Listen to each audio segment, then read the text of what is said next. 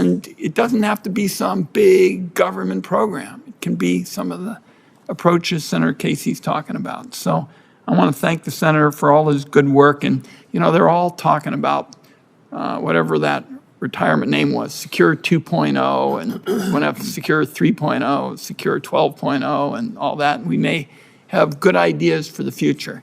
Senator Casey's idea to help those kids with a small savings account. I want everybody to know, as long as I'm chairman of this committee, Senator Casey's idea is going to be at the top of the list, and I thank my colleague. Senator Whitehouse.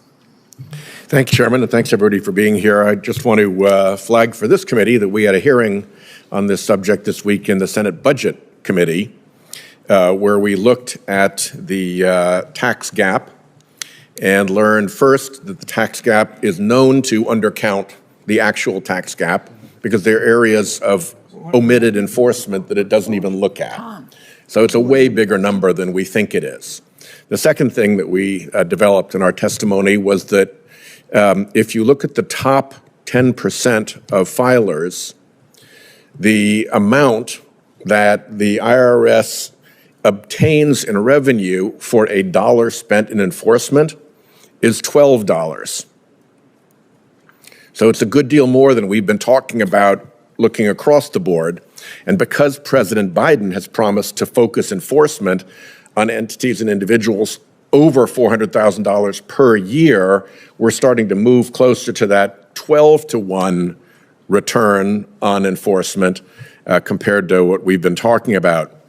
Interestingly, it gets even worse the higher you go up the income level. When you get to the 0.1% of wealth, the return on the enforcement dollar can go as high as $35. $35 in revenue for every $1 in enforcement, which signals that there is massive tax dodging and tax cheating going on at the 0.1% number. So not only do Americans face a rigged tax code, they face the double whammy of rigged tax enforcement, even under that rigged tax code. So we have a lot of work to do. Two of the ideas I like, Mr. Pearl, billionaire Warren Buffett famously highlighted the rigging of the tax code by pointing out that he paid lower tax rates than his secretary. My Pay a Fair Share Act would codify what is called the Buffett Rule, with a minimum 30% tax rate on income over $1 million per year that phases into the $2 million, so there's not an abrupt cliff. Can you say, how would this legislation make our tax system fairer? And from your experience on the investment side, would it cripple the private equity system? Well, first, I was honored to stand with the president, then President Obama, when he made that speech about the Buffett Rule. But yes, we think that needs to be fair. It's exactly the problems that Chairman Wyden was outlining about buy, borrow, die that results in Warren Buffett paying a far lower tax rate than his assistant does. And does it cripple the private equity system? And no, we don't have a shortage of people who are willing to become private equity fund managers. There are tons of people applying for those jobs. As I said in my testimony earlier, I think if we're going to try to use the tax system to incentivize people to join certain careers, I'm sure that you can find several careers that are more in need of people than private equity fund managers are. Thank you. Dearest friends, it is still happening.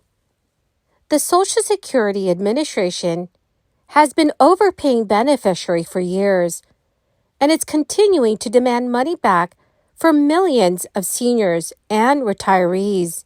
Many Americans are being surprised with bills for up to tens of thousands of dollars or even more.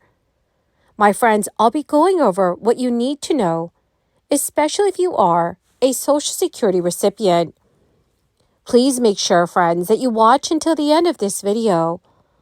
Also, to say thank you for being part of this community. Every Friday, I will be announcing several winners for the Walmart gift card giveaway of $75. If you would like to enter these weekly giveaway, friends, all you have to do is click and like several of my videos and then comment below the keyword of each video that you watch.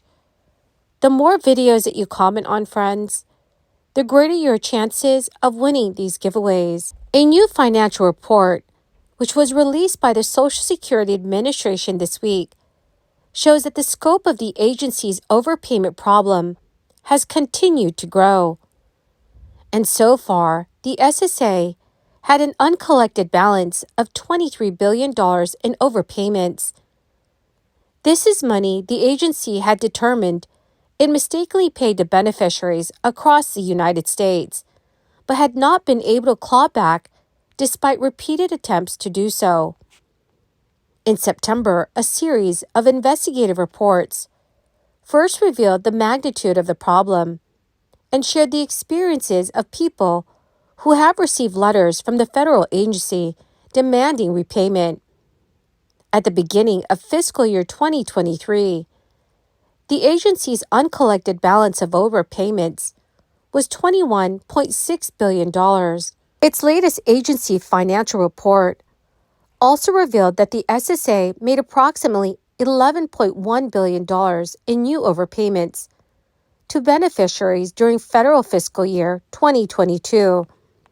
That figure represents more than a 65% increase from overpayments made the previous year. The report shows that the majority of the 2022 overpayments occurred within the old age survivors and disability insurance programs. In prior years, most of the overpayments occurred within the SSI program. In 2022, overpayments within the SSI program topped $4.6 billion, which is similar to previous years. When beneficiaries cannot repay the money, the agency may lower their monthly benefit checks, even when the overpayments were the government's fault. A group of senators wrote to the Social Security Administration asking about overpayments caused by government-issued stimulus checks during the crisis. Senate Democrat Sherrod Brown and other members of Congress are considering several legislative changes that would make it easier for people to avoid overpayments. For example, raising the cap on how much money they are allowed to save.